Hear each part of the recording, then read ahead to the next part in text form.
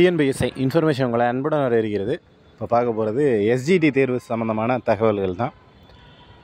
என்ன அப்படின்னு பார்த்தீங்கன்னா, நமக்கு கடந்த வருடம் 2023 6553 வேக்கண்ட் அப்படின்ற ரேஞ்சில் சொல்லியிருந்தாங்க. பட் இப்போ நோட்டிஃபிகேஷன் வந்ததுக்கப்புறம் பார்த்தீங்க அப்படின்னா, மிக குறைந்த எண்ணிக்கையில் ஒரு 1600 700 போஸ்டிங்கில் இருந்து அதுக்கப்புறம் ஒரு 1000 போஸ்டிங் இன்க்ரீஸ் பண்ணாங்க. ஸோ இவ்வளோ தான் இருக்குது. பட் மொத்தமான காலி பணியிடங்கள் அப்படின்னு பார்த்தீங்கன்னா ஒரு 6000 ப்ளஸ் இந்த ஒரு வருஷத்தில் இருக்கிற ரிட்டையர்மெண்ட் ட்ரான்ஸ்ஃபரு இது எல்லாத்தையும் சேர்த்து ஒரு 2000 8000லேருந்து 10000 காலி பணியிடங்கள் வரையுமே ஃபுல்லப் பண்ணலாம். ஸோ அந்தளவுக்கு வேக்கன்சி அப்படின்றது இருக்குது. பட் அவங்க கொடுத்துருக்கிறது பார்த்தீங்க அப்படின்னா ஒரு 2600 700 போஸ்டிங் தான் நோட்டிஃபிகேஷனாக அனௌன்ஸ் பண்ணியிருக்காங்க. ஸோ இந்த காலி பணியிடங்கள், அதாவது கரண்ட்டில் இப்போ இருக்கக்கூடிய காலி பணியிடங்கள் இன்க்ரீஸ் ஆகணும் அப்படின்னா நம்ம இதுக்கு என்ன பண்ணலாம்? நம்மளுடைய முயற்சி அப்படின்றது ஒரு சிறிதளவு ஒரு துளி அளவுக்காவது இருக்கணும்.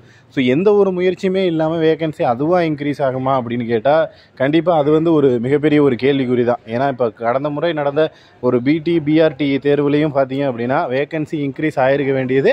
அது கடைசி நேரத்தில் நம்ம அதற்கான முயற்சியை நிறைய முயற்சிகள் அப்படின்றது கடைசி நேரத்தில் எடுத்தோம். பட் கடைசி நேரத்தில் எடுத்து அதற்கு சரியான பலன் அப்படின்றது கிடைக்கல.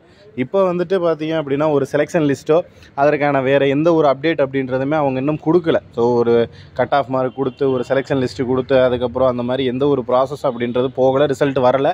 ஸோ அதனால் இப்போ இருந்தே நம்மளுடைய முயற்சி அப்படின்றது கொடுத்தோம் அப்படின்னா கண்டிப்பாக ரிசல்ட்டுக்கு முன்னாடி வேக்கன்சி இன்க்ரீஸ் பண்ணுறதுக்கான வாய்ப்பு அப்படின்றது அதிகப்படியாக இருக்குது. ஸோ நம்ம பிடி பிஆர்டியில் எடுத்த முயற்சி ஓகே தான்.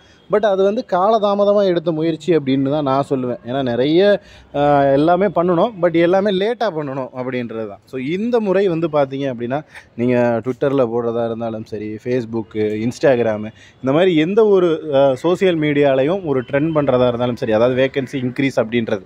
ஸோ அந்த முயற்சி இப்போ இருந்தே எடுக்கணும் அப்படின்றது தான் நம்மளுடைய தாழ்மையான கோரிக்கை. ஏன்னா காலம் தாழ்ந்து செய்கிற ஒரு விஷயம் அது எந்தளவுக்கு எஃபெக்டிவாக இருக்கும் அப்படின்றது நமக்கு தெரியாது. அதை நம்ம ஆல்ரெடி பட்டிருக்கோம். ஸோ அதனால தான் சொல்கிறோம், இப்போ இருந்தே நம்மளுடைய முயற்சி அப்படின்றத முழு மூச்சாக கொடுத்தோம் அப்படின்னா வேக்கன்சி இன்க்ரீஸ் ஆகிறதுக்கான சான்சஸ் இருக்குது. பட் அதை நம்ம இப்போ இருந்தே கொடுக்கணும். எல்லோரும் ஒன்று சேர்ந்து கொடுக்கணும். அதாவது ஒரு 1-2 நபர்கள் அதை பண்ணுறதுனாலையோ ஒரு குறிப்பிட்ட நபர்கள் செய்கிறதுனாலையோ அது இன்க்ரீஸ் ஆக போகிறதில்ல. ஸோ அதனால தான் மறுபடியும் சொல்கிறது, எல்லோரும் சேர்ந்து அதே ஒரு ப்ராப்பராக ஒரு ப்ரொசீஜராக பண்ணணும் அப்படின்னா கண்டிப்பாக வேக்கன்சி இன்க்ரீஸ் ஆகிறதுக்கான வாய்ப்பு அப்படின்றது நிறைய இருக்குது. ஸோ முடிஞ்ச வரைக்கும் இப்போ இருந்தே ட்ரை பண்ணுங்கள். கொஞ்சம் லேட்டாகி எதுவும் ட்ரை பண்ண வேணாம். ஸோ நம்மளும் நம்மளோட சைட்லேருந்து என்ன பண்ணுறோம் அப்படின்ற தகவல்களை உங்களுக்கு கொடுத்துக்கிட்டே இருப்போம். ஸோ அடுத்தடுத்த அப்டேட்ஸ் அப்படின்றது உங்களுக்கு வந்துக்கிட்டே தான் இருக்கும். ஸோ தொடர்ச்சியாக நம்மளோட சேனல்லேருந்து என்ன அப்டேட் கொடுக்குறோம் அப்படின்றது தெரிஞ்சுக்கணும் அப்படின்னா நம்ம சேனலை சப்ஸ்கிரைப் பண்ணி பக்கத்தில் இருக்கிற பெல் ஐக்கானை கிளிக் பண்ணி ஆல் அப்படின்ற பட்டன் கொடுத்துருங்க. நம்ம போடக்கூடிய அனைத்து வீடியோக்களும் உங்களுக்கு நோட்டிஃபிகேஷனாக வந்துடும். ஸோ அடுத்தடுத்த அப்டேட்ஸ் எஸ்ஜிடியை பொறுத்தளவுக்கு எல்லாமே உங்களால் தெரிஞ்சுக்க முடியும். தேங்க்யூ.